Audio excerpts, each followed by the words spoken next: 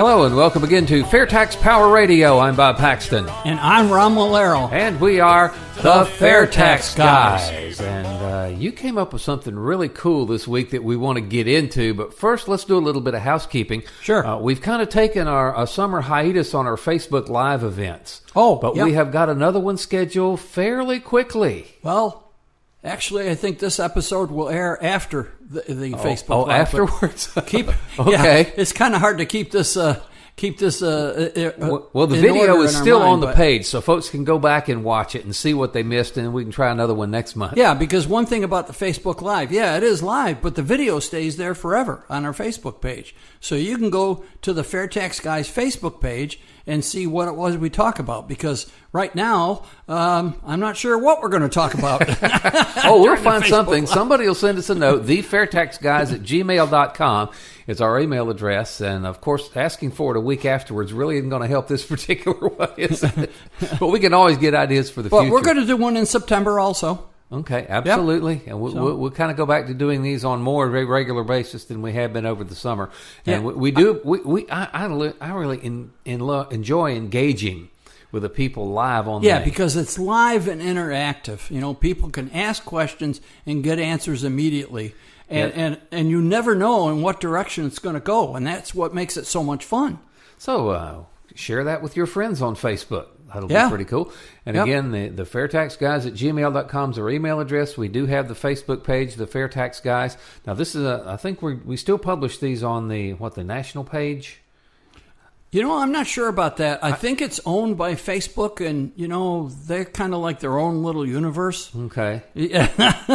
It's not like one of us records a video of, say, your drone photographing trains going by or something like that. That sounds like fun. I was just doing that last week. That's pretty fascinating. Okay. Anyways, so what do you say we talk about some FAIRtax stuff? Yeah, another quick little item is before we do our Congress.gov watch. We've been keeping an eye on this. Last time we looked, the number of proposed changes searching on the string Internal Revenue Code came up with just over 800. And as of today, this morning when we're recording this, that is now up to 839. So the Congress critters may be on vacation. Yeah. They are as we're recording this, but somehow they are still proposing changes to the tax code. Yeah, they have staff that stay in Washington. Now, actually, you came up with one that's really not a bad idea. This one? Yeah, I even printed this out and brought it to the meeting that I go to every Wednesday. HR 3500 to amend the Internal Revenue Code of 1986 to prohibit the Commissioner of the Internal Revenue Service from rehiring any employees of the Internal Revenue Service who was involuntarily separated from service for misconduct. So you fire somebody for misconduct, and then only in the government will you want to turn around and rehire those folks. And so, in this case, somebody in the House of Representatives, actually, I'm not sure. Christy Noem. Anyways, she filed this proposal to change the revenue service. One good thing about this is it doesn't directly affect how we pay our taxes. It's meant to try to take care of the IRS and clean up its own house, since they obviously can't do it by themselves.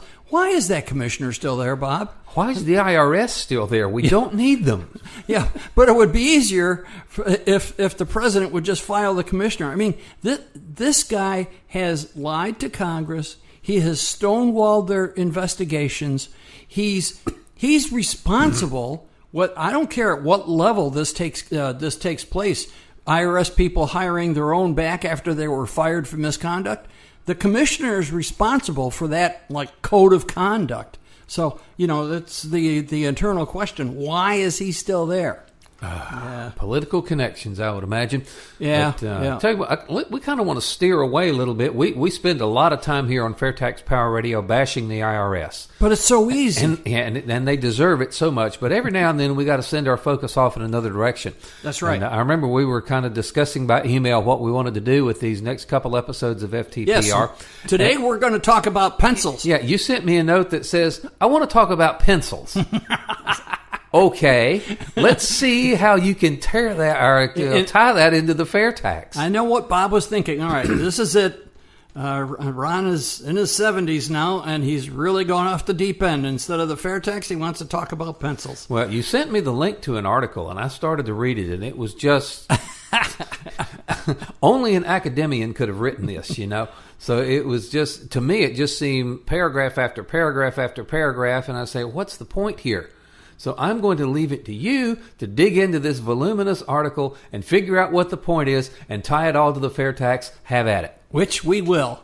Yeah, I remember seeing this article several years ago, and it was somebody, I couldn't remember the author. Fortunately, one of the other volunteers with the Florida Fair Tax, when I put an email out, does anybody remember this article?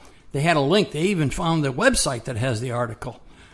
So it is an article entitled I Pencil, My Family Tree, as told by Leonard E. Reed. Leonard E. Reed is a pencil.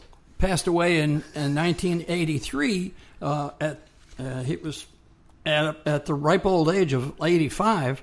But he was a proponent of free market economy. He even that's started... a good thing. Yeah, he even started an association, you might say, to protect free market economy. And what he did was he wrote an essay about a pencil to point out what is involved with making a pencil. It's not just slapping two pieces of wood together around a strip of graphite. There's quite a bit more to it. You got to create the graphite. You got to grow the trees. You got to harvest the trees. You've got to process everything. Yeah, there's a lot that goes into there. Well, it starts out. I am a lead pencil, an ordinary wooden pencil familiar to all boys and girls and adults who can read and write. You may wonder, and I'm not reading the whole thing because Bob is right. This is page after page of some You've of got it about kind 6 of arcane. pages single spaced here. But I've got... no, it's actually just 4. But I've highlighted some salient parts here. And this is going to seem like, hey, you guys get back to the fair tax. But we will. This does absolutely relate to the fair tax and one of the most important concepts of the fair tax, and that is the embedded costs. I'm giving it away here. You may wonder why I should write a genealogy. Well, to begin with, my story is interesting. And next, I am a mystery. But sadly, I am taken for granted by those who use me. I pencil, simple though I may appear, merit your wonder and awe. Okay, I'm not really in wonder and awe of a pencil. But when you read through this, it is pretty amazing. Well, I've got a mechanical one here. How's that? Well, that would be another whole story. And we start with a pencil because it's so much simpler. I mean, why try to analyze an automobile when a pencil is so much simpler? I have a profound lesson to teach, and I can teach this lesson better than an automobile, an airplane, or a mechanical dishwasher or whatever, because I am so seemingly so simple. And yet, this is an interesting quote, not a single person on the face of the earth knows how to make me. I mean, would anybody purport that they know exactly everything that's involved in making a pencil? And he's going to proceed to show you that you don't. Pick me up, look me over, what do you see? Not much meets the eye. There's some wood, some lacquer, some printing and labeling, graphite, lead, a bit of a metal collar, an eraser. Yeah, sounds simple enough. What's the big deal? My family tree begins with, in fact, a tree. A cedar of straight grain that grows in North California or Oregon. Now contemplate all the saws and trucks and rope and the countless other gear used in harvesting and carting cedar logs to the railroad siding. Think about all the persons and the numberless skills that went into their fabrication. I mean, all the saws, the trucks, and Well, you mentioned a train. That got my the train. Yeah, being a train fan. The mining of the ore, the making of the steel, its refinement into saws, axes, motors, the growing of the hemp, and bringing it all through the stages to make heavy, strong rope. The logging camps with their beds and their mess halls. Although today they'd probably have a catering service. But anyways, the cookery, the raising of all the foods. Why, untold thousands of persons had a hand in every cup of coffee the loggers drink. So you see the point that he's starting to make. There's a lot involved. It's not just I go to the woods, find a nice cedar tree, and cut it down. There's a whole lot involved. There's a whole lot of people involved using tools that were made by other people. The logs are shipped to a mill in San Leandro, California. Can you imagine the individuals who made the flat cars and the rails and the railroad engines and those who construct and install communication systems? These legions are among my antecedents. Consider the millwork in San Leandro. The cedar logs are cut into small, pencil-length slats less than 1/4 of an inch thick. Yes, and included are the men who poured concrete for the dam of the Pacific Gas and Electric Company hydro plant, which supplies the mill's power. Yeah, so you got to have electricity to run these machines, and there's a power dam involved in this, so there's a lot involved there. Don't overlook the ancestors, present and distant, who have had a hand in transporting 60 carloads of slats across the nation. Across the nation where? To the factory. It doesn't say where the factory is here. Once in the pencil factory, $4 million worth of machinery and building. Now, that was in 1958 because that's when he wrote this. Wrote this article, 1958. And imagine what that $4 million would look like now. Each slat is given 8 grooves by a complex machine, after which another machine lays lead in every other slat, applies glue, and places the slat on top of making kind of a lead sandwich. But the lead, of course, we know is not lead. It's graphite. But it's not just graphite either. My lead contains no lead at all. It is complex. It is graphite, which is mined in Ceylon. So they have to mine this graphite in Ceylon and ship it to the United States. The graphite is mixed with clay from Mississippi, in which ammonium hydroxide is used in the refining process. Then the wetting agents are added, such as sulfonated tallow, animal fats chemically reacted with sulfuric acid. After passing through numerous machines, the mixture finally appears as an endless extrusion, kind of a sausage grinder cut to size. Then it's dried and baked at 1850 degrees for a number of hours. That's just to make the graphite. All those people involved, all the transportation involved. And I'll be quick about this. The cedar receives 6 coats of lacquer. Do you know all the ingredients in lacquer? No. Who would think that the growers of castor beans and the refiners of castor oil are part of all this? Observe the labeling. That's a film formed by applying heat to carbon black mixed with resins. Do you know how to make resins? And what, pray tell, is carbon black? A bit of metal, the metal ring that holds the eraser. The ferrule is brass. Think of all the persons to mine the zinc and the copper, because that's what brass is. It's a mixture of zinc and copper. And those that have the skills to make the shiny brass for the final product. Then there's my crowning glory. It gets a little over the top here. Inelegantly referred to as the plug. It's what we call the eraser. Man uses the eraser to erase the errors that he makes when he writes with me. An ingredient called FAIRtax. I was a chemistry teacher. I have no idea what that is. It is what does the erasing. It is a rubber-like product made by reacting rapeseed oil, yeah, that's what it says, from the Dutch East Indies with sulfur chloride. Rubber, contrary to the common notion, is only for binding purposes. And then, too, there are the numerous vulcanizing and accelerating agents. Pumice comes from Italy, and the pigment which gives the plug its color, is cadmium sulfide. Anybody wish to challenge my earlier assertion that no single person on the face of the earth? And why are we talking about this with a fair tax? Because at least here in this country, every step of making the pencil is done by people who pay taxes. And their companies pay taxes. And their companies have compliance costs. So this came to mind, this pencil thing, because and there's a lot more to it than I'm reading. Believe me, this is quite a bit.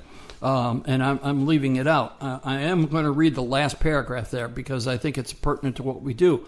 But when you think of something as simple as a pencil, a lead pencil, which doesn't have any lead in it, and all the steps that everybody has to go through to make this thing, and all the people involved pay taxes, and all the companies involved pay taxes, and all the companies involved. In fact, in some of these companies, their compliance costs are worse than the taxes, aren't they? Oh, absolutely. Yeah. No question. So, like I said, if there's a logging camp out there in the middle of the woods somewhere, they probably have a catering service, and that catering service, small company, might be a couple of people. I'll guarantee you their compliance costs are worse than their tax bill. Mm-hmm. Yep. So, and the final paragraph, the lesson I have to teach is this: leave all created energies uninhibited. Merely organize society to act in harmony with this lesson. Let society's legal apparatus remove all the obstacles the best it can. Permit the creative know-hows to freely to flow. Have faith that free men and women will respond to the invisible hand. This faith will be confirmed. I, pencil, seemingly simple though I am, offer the miracle of my creation as testimony that this is a practical faith, practical as the sun, the rain, the cedar tree, and the good earth. In other words, and this is kind of what we strive for with the fair tax. All right, forget the masterminds in Congress that come up with these 800 and something proposals. 837 as of the day we're recording this. Here we are, only a little over 7 months as of the day we're recording this into the new Congress, and they've come up with over all these proposals to change the tax code. That's more than 2 a day. If you spread it, if they don't do another one for the rest of the year, it's still averaging more than 2 a day. Oh, But what do you think is going to happen? I happened to look on that same website when I was doing the search for the Internal Revenue Code, and it had a place over there where you could click on the 115th Congress, the current one, or the 114th, and the number next to the 114th Congress, 1,800, just under 1,900 proposals to change the tax code. Yeah. And of course, they're not all going to become law, but I imagine a good number of them will, probably without debate. They'll just say, let's pass this. Yeah. Okay, no problem. Yeah, well, I'd like to see him pass that one that I read about getting the Internal Revenue, the commissioner of the IRS to not hire people that he fired. That makes common sense. But getting back to the embedded costs, all right, the embedded cost is a very important lesson in the fair tax. I mean, when you read the book, Bob, did that kind of jump out as a new concept to you? It did. And what's so funny about it is that people instinctively understand embedded costs. They just don't apply them to taxes. Yeah. People understand that when you buy a car, you, the ultimate retail consumer, the purchaser of that car, is the one that is actually paying for the steel, paying for the glass, paying for the rubber, paying for the plastic, paying for all of the materials that went into that car. You're paying for all of the labor that it took to put that car together. People instinctively understand, just buying materials and paying your people is a cost of doing business that has to be included in the price that I pay as a retail consumer. But they have an awful time understanding that when Uncle Sam comes along and says, all right, I am taxing your income or taxing your profits and you've got to write me a check, that becomes just another cost of doing business. It's no different from buying materials, no different than paying the people that work for you, and that cost is passed right on to the consumer in the form of it's there in the price. And the hideous thing is that you don't see it. You are paying these costs. So people don't have a problem paying for the materials or paying for the labor, but they get the tax liability and, as you mentioned, compliance costs, which for a large corporation are just incredibly high. Yeah. You're paying for all the tax attorneys, you're paying for all the accountants, you're paying for all the billable hours that they turn in to put up with these things. And even if you got really good ones like GE had a few years ago and you get your tax liability down to nothing, your compliance costs are still astronomical, and they are still included in the price of everything you buy. That's what people don't understand, and that's what we have a hard time getting people to see, that people pay taxes, not corporations, not businesses. Yeah, that's so important. So these compliance costs, they add to the embedded cost, and that's what we're talking about, that lesson in the book. And if you have not read the book, we strongly encourage you to go get the book. It's called The FAIRtax Book by Bortz and Linder. There were 2 editions. The first one came out in 2005, and then 3 years later they came out with the second one and responded to some of the critics that, found fault with something in the first one. So both of them by Bortz and Linder. Neil Bortz, who used to be on the radio, and John Linder, who was in Congress, one of the few people in Congress who wasn't an attorney. He was actually a dentist by trade.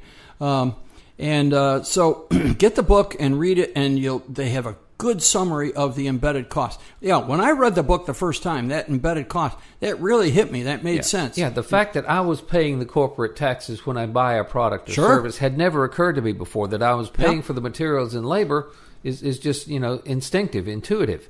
Yeah. And the thing is, when the taxes, just like anything else, if the price of jet fuel goes up, the price of airline tickets are going to rise to cover that cost. Sure. So if the taxes go up, the price of all of the services and goods that are, affected by that will go up as well, just the same as buying materials and labor. Taxes are the same thing, a cost of doing business.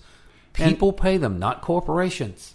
And so our solution in the fair tax is, since people end up paying the cost when they pay for the product or the service, like Bob says, well, let's just make it, formalize it and make a tax system in which the person who buys the product or the service pays for the tax at that point. The final consumer pays for it. Yes, because with the fair tax, business-to-business purchases, wholesale purchases, when you're buying the materials, those are not taxed. So there is no tax component to pass on if you're, a supplier or a manufacturer or something. So you take all of these embedded costs, the embedded tax costs, out of the price of everything we buy. Basically replace it with the fair tax at the retail level. Prices, according to the economists that we've had working with us, they may rise a little bit. Yeah.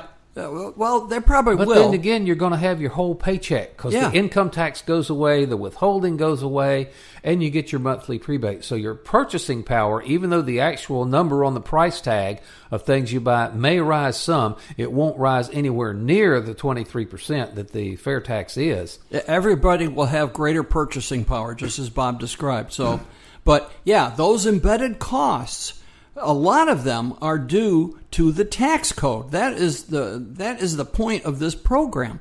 A lot of them are due to the tax code because it is so incredibly difficult and convoluted. And everybody, whether it's a 2-person company like my wife and I had, or it's GE with thousands and thousands of people, all right, they need help keeping up with the tax code. And that costs them big bucks. And they have to roll that into the cost of their products and services. They have to.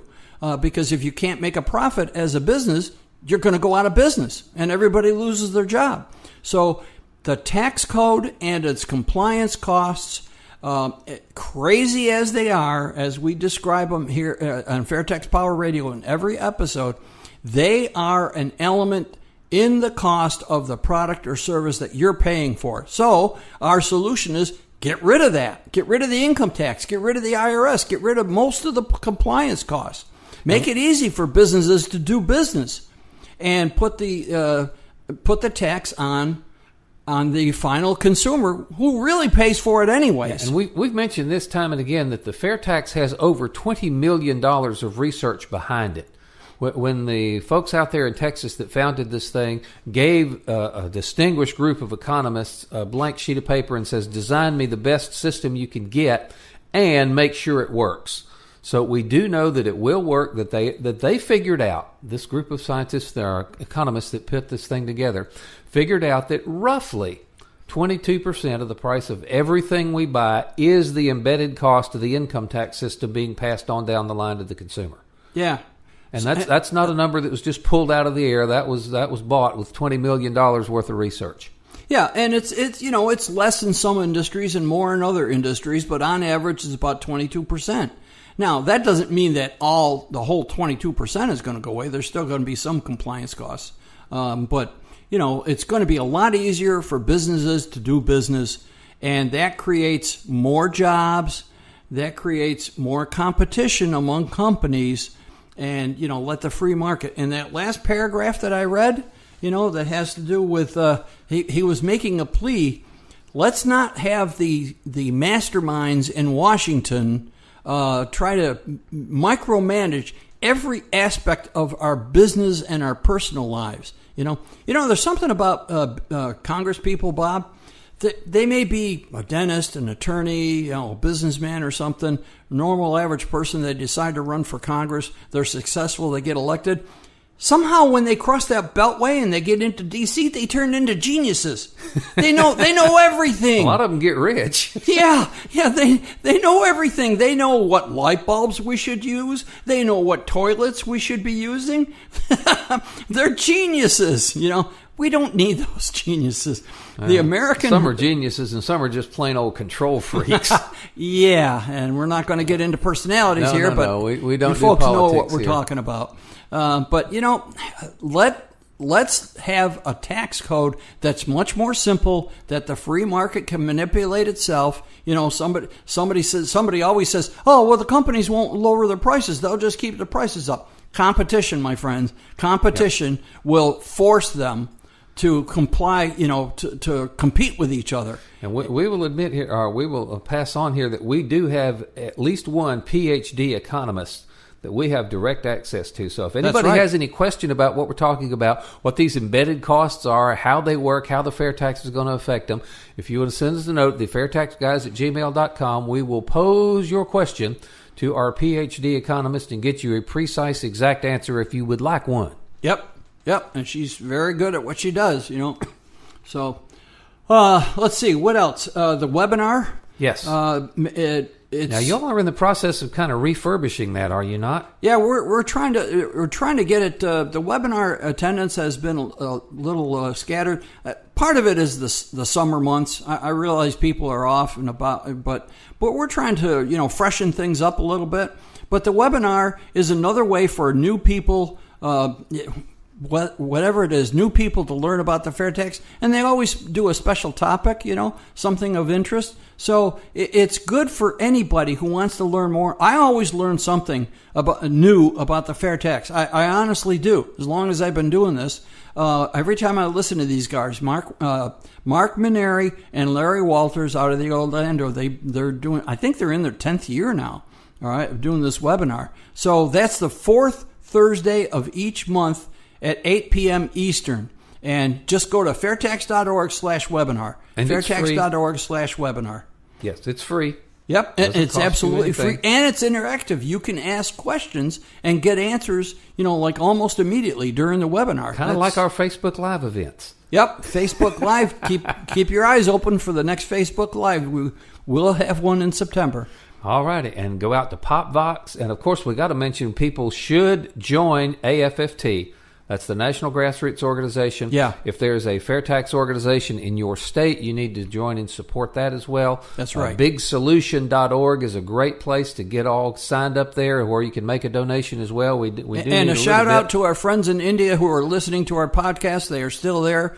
They're listening to the world-famous FAIRtax Guys. All right. Well, it's time for the world-famous FAIRtax Guys to wrap this up and head for the barn. So I'm Bob Paxton. And I'm Ron Molero. We are the FAIRtax Guys, reminding you that the fair tax is America's big solution. And once you understand it, you'll demand it. Fair tax is coming. Don't stand